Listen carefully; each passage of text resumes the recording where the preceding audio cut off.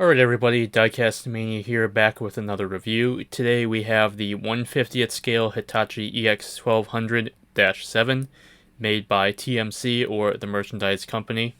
So this model was announced back at Bauma and it was pretty much ready to go. It was a highly anticipated release and the model started shipping at the beginning of December 2025. So as of the time of this review, these models are not officially advertised anywhere as being a limited edition, but the models come in a case of 4, and on those cases they are marked out of 500, so that makes an initial run of 2,000 pieces.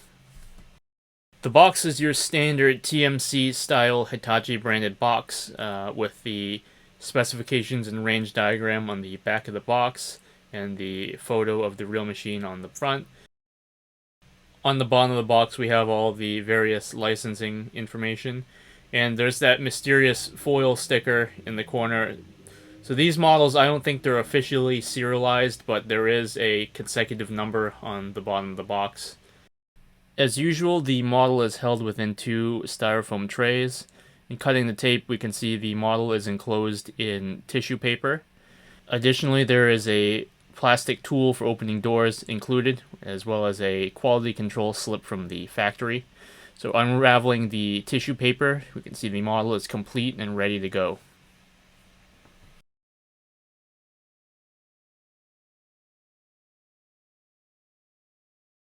And the last piece of packaging to remove is the plastic sleeve around the tracks. There's no rubber bands or anything. So with all that done, let's get into a quick 360-degree view of the model. Here we can see a sense of the model's standard of detail and finish, as well as its size. And initial impressions, this is a very impressive model. It is a 120-ton class excavator, so it is a pretty large piece in comparison to your standard construction class machines.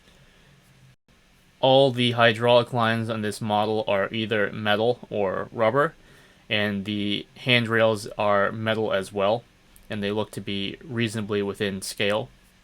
The model also makes use of etched metal for walkway surfaces, and in some areas where possible for the ventilation on the model. So now for a little bit on the real EX1200, which was initially launched as a -5 model in 2001 to replace the EX1100, and eventually this continued through the -6 model in 2009, and finally this -7 model in 2019, which is updated for Tier 4 compliance. So starting off with the functionality on the EX1200-7, the model has a very nice range of motion. The cylinders are bordering on the stiff side, so it is able to hold any position you want to set it in, though caution should be taken not to use too much force to try to move it. The model is predominantly metal, though you want to keep clear of any of the detail areas like the air cleaners or the handrails or the exhaust when trying to position the model. So pretty much as demonstrated, the model has a very good range of motion. The cylinders are made correctly so that the model is able to replicate the range of the real machine. There aren't any awkward stops or anything holding it up. We can see it also has a very good dig depth as well, and reasonable reach for being the bulk excavator configuration with the short boom and short stick. And as with what I would imagine to be almost all excavator models, you can rotate it on the undercarriage, though it is a little stiff. So here we have a close-up on the undercarriage on this model. We can see it's got full metal tracks as per pretty much the standard by now. It's got a really nice spring tensioner on the idler, and they seem to have kept a pretty good tension, almost perfect. Some of these models, they just don't look right because the tracks are so tight, but these look and feel just about the way they should. They have full working top carrier rollers. They are double grouser pads, which is pretty much standard for a machine of this size for quarry applications. Though, you know, in the US, these machines sometimes do come spec'd with a slightly wider track that has rounded pad corners, but this is pretty decent. And they do not have the center hole drilled out. For some collectors that may matter. But and continuing on to the bucket, we can see it's got some decent wear plating to it. It's a good size. It's got blue teeth and side cutters. I believe this is to signify a company that Hitachi bought up a couple of years ago that makes the wear parts on excavator buckets. As far as the detail goes on this model, we can see we have an opening cab door. You can see a detailed interior in there. As mentioned, all the walkways on this model are etched metal. You can see it's a very fine mesh. The access ladder here extends and retracts. You can see the level of detail on the undercarriage as well. This panel right here is also photo etch.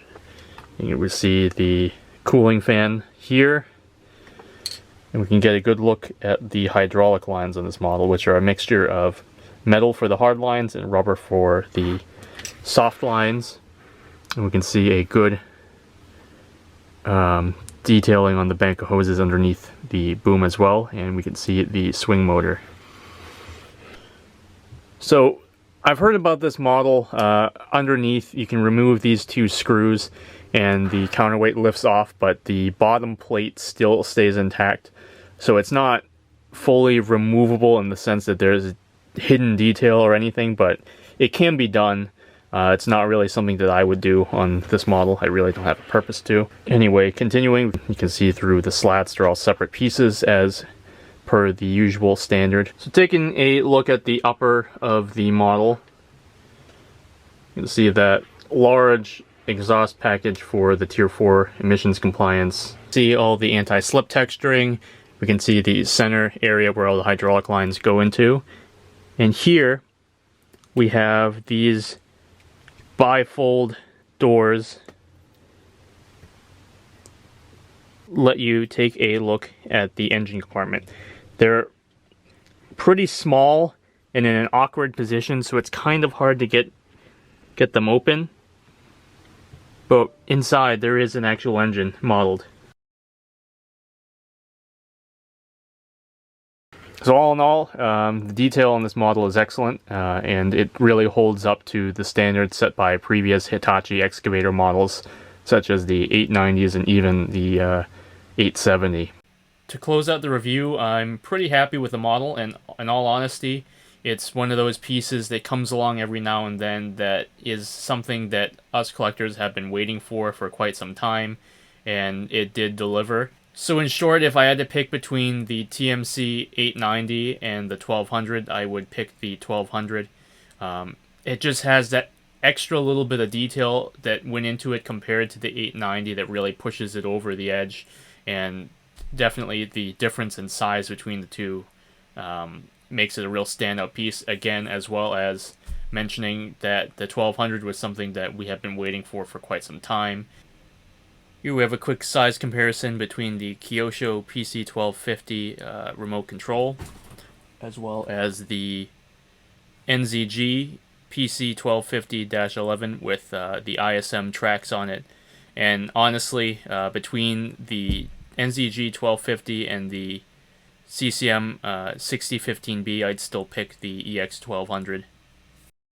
So as always, I hope you enjoyed this review. Thanks for watching. I know it's been a little while since the last review, but I am trying to get back into a swing of making them, as I know that there's a lot of new models out there, older models that haven't had reviews made, and I happen to have them. So hope you all enjoyed. We'll see you all in the next one. Have a great day, everybody.